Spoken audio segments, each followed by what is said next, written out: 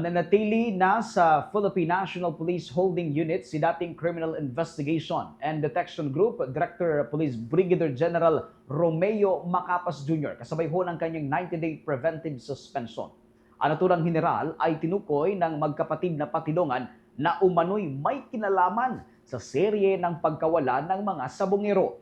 Ayon kay National Police Commission o NAPOLCOM Commissioner Rafael Vicente Calinisan, sa pamamagitan ng 90-day preventive suspension ay matitiyak na nasa Camp Crame itong si Macapas upang pasagutin siya sa mga aligasyong ibinabato laban sa kanya.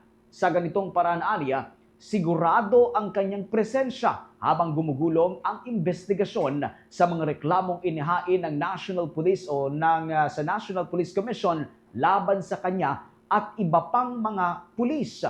Kapag natapos na ang investigasyon at kinalaunan ay deliberasyon ng National Police Commission and Bank, dito na magpapataw ng hatol at parusa ang komisyon laban kay Macapas. Una, si General Macapas is currently Regional Director of Region 12, di po ba? So, the preventive suspension is actually to bring him to Camp Crame. Pag-issue naman ng preventive suspension, di naman nawawala yung pagka-police mo eh. You're still a policeman. It's not a penalty. So, precisely. So, he will be most likely brought to Camp Crame and he will be placed in a holding unit. And he will report there.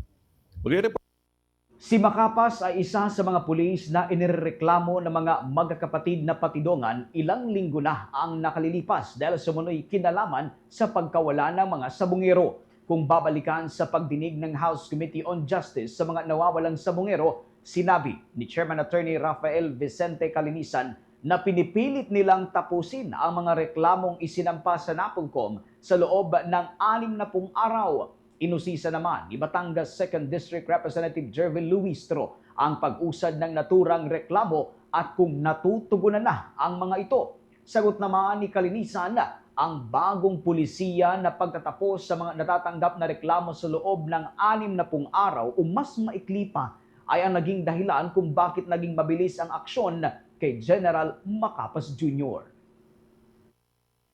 Pero yun nga po, since we recognize the need for swift justice, Your Honor, ang mando ho natin through our letter, instruction from the Vice Chairman, is that all cases must be 60 days. So ngayon po, pumilit po kami na lahat po ng kaso na bagong lodge po sa amin, tapusin po natin ng 60 days. Does it include already those which are pending before the PNP chief and with the IAS? Yes, Mr. Chair. Pero po, syempre, we are not in a static environment. That number is changing because we are also doing motu proprio investigations and other people do file cases with us. Lalo na po ngayon na medyo miski papano, kahit po wala pong awareness po yung NAPOLCOM, nagkakaroon po ng konti.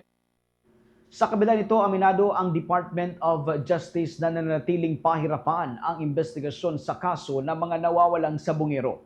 Sa pagdinig pa rin ng House Committee on Justice, nabunyag na nakapagsuri na ang Philippine National Police Forensic Service ng hanggang sa 163 skeletal remains na na-recover naman mula sa lawa dyan ho sa Taal. Pero wala rito ang tumugma sa DNA ng mga kaanak ng mga nawawalang sabongero. Para naman sa abogadong mambabatas na si Representative Luistro, mahirap pa makapaghain ng kasong pagpatay laban sa sino mang isinasangkot na individual kapag walang tumugmang DNA, walang tiyak na na-recover na katawan. Pero ang sagot naman ni Department of Justice Prosecutors John Harold Reyes, maaring magbase pa rin sa testimonya ng mga testigo. If from the 163 bones being examined for DNA, none will match with the 29 relatives, then no case of murder can be filed against your respondents. Do you agree? With candor, I do not agree, Your Honor, considering that at present, hindi pa naman po tapos yung ating ongoing operation sa Taal Lake. No, I am referring to the 163 bones. Okay, Please base your answer on that. as Kung far doon as- sa 163, walang mag-match doon sa 29 relatives, yun lang 163 na yon. Is it correct to say that we cannot file a murder case out of that 163 bones? With candor, I still maintain my answer, Your Honor, na posible pa rin po. Kasi po, although meron naman po kasi tayong ibang ebidensya, we can use other pieces of evidence to establish, halimbawa, Like what? for instance, a testimony of a witness who Will the case of murder prosper with a plain testimony without corpus delicti? Sa kasalukuyan, nagpapatuloy pa rin ang investigasyon ng Department of Justice, Philippine National Police at National Police Commission laban sa mga pinangalanan ng mga magkakapatid na patidongan kasama na ang pagkakasangkot ng ilang mga pulis. Ang tatlong nabanggit na investigating body ay pawang ipinatawag sa pagdinig nga ng Kamara in aid of legislation. For the most trusted source of news and information, visit our website at www.bomboradio.com. Follow us on Bombo Radio mobile app, Facebook, YouTube, TikTok, and X, formerly Twitter. Like, share, and stay connected.